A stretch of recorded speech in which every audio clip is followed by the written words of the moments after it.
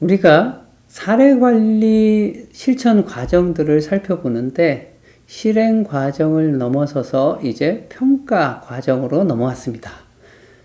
사례관리를 실행해 가면서 우리가 평가를 하는데 평가하는 거 참 쉽지 않죠. 양적 평가, 질적 평가, 효과성 평가, 효율성 평가 이런 얘기들을 하는데 우리가 그런 것들을 여기서 다 설명할 거는 아니고 실제로 사례 관리에서 우리가 종결 과정에서 하는 그런 평가를 우리는 이야기해 보려고 합니다. 원래 평가는 과정평가, 즉 과정평가를 다른 말로 형성평가라고도 하고 우리가 총괄평가를 우리가 결과평가라고도 합니다. 종결 시점에 우리가 끝나는 시점에 이루어지는 평가를 우리는 총괄평가 혹은 결과평가라고 합니다. 과정평가와 관련돼서는 모니터링과 과정평가에서 우리가 다뤘으니까 이번에는 종결 시에 하는 총괄평가, 결과평가를 우리는 한번 생각해 보도록 하겠습니다. 사례관리 수행 과정이 끝나면 우리는 평가를 하게 되죠.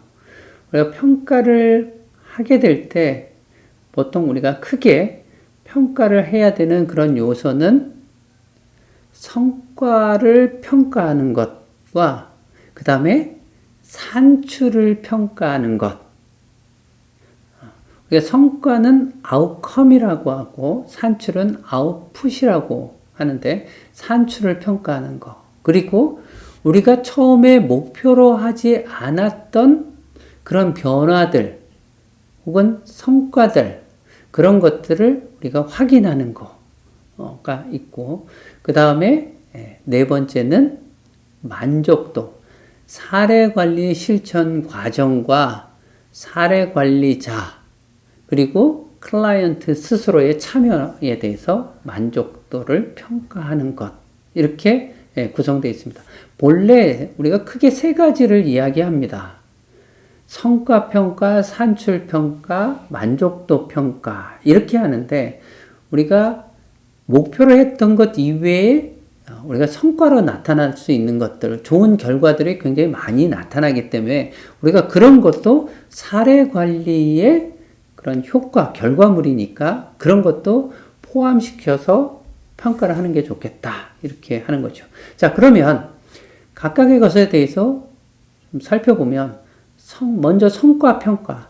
성과라고 하는 것은 처음에 목표로 세웠던 것을 이루어내는 정도.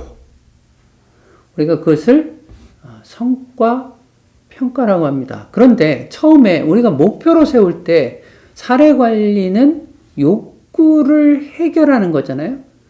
욕구를 충족시키는 겁니다. 그러니까 욕구가 얼만큼 해결되었는가 이게 가장 기본적인 성과죠.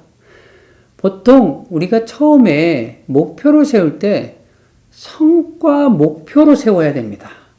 성과 목표라고 하는 것은 클라이언트의 변화를 우리가 성과라고 하거든요. 근데 많은 사람들이 혹은 많은 기관에서 성과가 아닌 우리가 액티비티, 어떤 사업, 어떤 활동들, 그런 활동들을 했느냐라고 그것을 목표로도 세우고 결과도 평가를 하는데 그렇게 세워서는 안 된다. 산출 목표는 따로, 성과 목표는 따로. 성과 목표는 우리가 본래 이루고자 하는, 달성하고자 하는 것, 즉 사례관리에서는 클라이언트의 욕구가 해결되는 정도 아니면 클라이언트의 문제가 해결되는 정도 그러니까 그것을 성과 목표라고 할 수 있습니다. 그러니까 얼마만큼의 욕구가 해결되어졌는지 문제가 해결되어졌는지를 평가하는 성과평가가 첫 번째가 되죠. 두 번째는 산출평가인데 이 산출, 아웃풋 평가는 우리가 성과를 이루어내기 위해서 사례 관리 과정 속에서 사회복지사와 클라이언트가 여러 활동들을 하잖아요.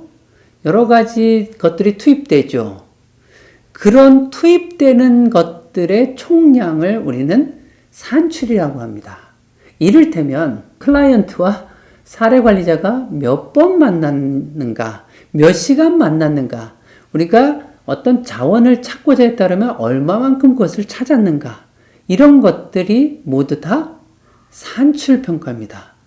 그러니까 산출과 성과의 관계를 보면 산출을 통해서 성과가 만들어지게 되는 거죠.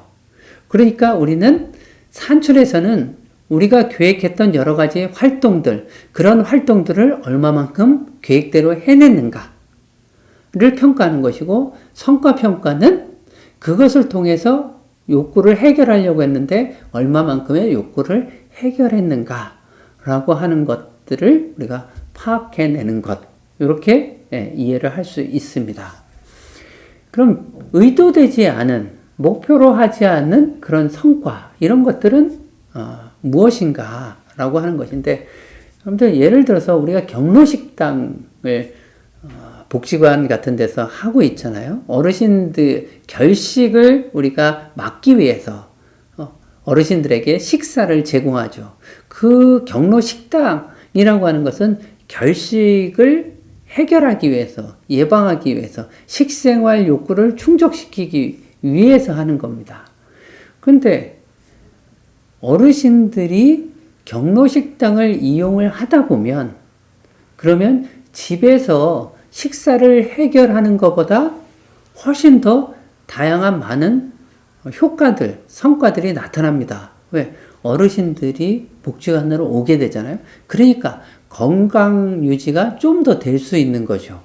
집에서 움직이지 않는 것보다. 그리고 또 복지관에 오면 사람들하고 같이 먹으니까 먹을 맛이 나는 거예요. 그리고 사람들을 만나니까 좀 활기차지는 거예요. 더더군다나 친절하고 상냥한 그런 사회복지사들을 만나니 기분이 굉장히 좋아지겠죠. 그래서 정신건강이나 이런 측면에서도 상당히 좋아집니다. 그래서 일상생활에 있어서 활력이 더 생기는 거, 이런 것들은 경로식당 사업이 갖는 굉장히 좋은 효과인데 우리는 목표로 그렇게 설정하지는 않거든요. 그러나 우리는 그것도 우리가 성과로 우리가 파악하는 것이 필요하다. 그러니까 그런 부분들이 어떤 부분들인가를 우리가 잘 생각하고 드러내는 거, 이것이 의도되지 않은 혹은 목표로 하지 않은 성과들을 확인하는 거, 이렇게 되는 것이죠. 그 다음에 만족도 평가입니다. 우리가 사례관리 실천 과정 속에서 우리는 얼만큼 만족스럽게 실행 과정을 운영해 왔고, 상대편의 사례관리자에 대해서 얼만큼 만족했는가, 그리고 클라이언트 자기 스스로의 참여에 대해서는 얼마만큼 만족하는가, 이런 것들을 우리가 평가하는 거, 이렇게 됩니다. 자, 종결시의 평가는 이렇게 성과평가, 산출평가, 그리고 목표로 하지 않은, 의도되지 않은 성과, 효과, 그리고 만족도 평가, 이렇게 구성이 되어 있다라고 했는데, 성과평가에 대해서 우리가 한 가지를 더 얘기할 필요가 있습니다. 성과평가는 기본적으로 사례관리에서는 욕구가 해결되는 정도인데, 우리가 그 욕구를 해결하는 수준에서 욕구가 해결되는 거에만 초점을 맞출 것인가, 아니면 역량을 강화해서 클라이언트가 스스로 욕구를 해결할 수 있는 수준까지 할 건가 라고 이렇게 우리가 구분해서 생각을 해볼 수 있습니다. 우리는 기본적으로는 욕구를 해결하는 것이지만, 이 욕구를 해결하는데 우리가 보다 더 높은 수준으로 이왕이면 클라이언트가 자립할 수 있게 스스로 할 수 있도록 한다라고 하는 것은 역량 강화 접근이라고 해서 우리가 그런 정도까지 가는데, 우리가 그것을 우리는 또 하나의 성과로 잡을 수 있습니다. 그러니까 그런 성과는 우리가 클라이언트가 가지게 된 지식, 기술, 역량, 우리가 그것을 또 하나의 성과라고 한다면, 성과의 마지막 측면은 그래서 클라이언트의 상황 지위가 어떻게 변했는가. 예를 들어서 우리가 취업 활동을 위해서, 경제적인 활동을 위해서 노력했는데 우리가 이 사람이 취업을 해서, 그럼 취업을 했다는 것은 지위가 바뀌었다라고 하는 것인데, 그렇게까지. 그래서 우리가 성과도 단순히 욕구가 해결됐는가, 그 욕구를 클라이언트 스스로 할 수 있게 되었는가, 그것을 통해서 클라이언트의 상황과 지위가 바뀌었는가, 이렇게까지 우리가 성과를 평가할 수 있다라고 하는 것으로 우리는 정리를 해볼 수 있겠습니다. 수고하셨습니다.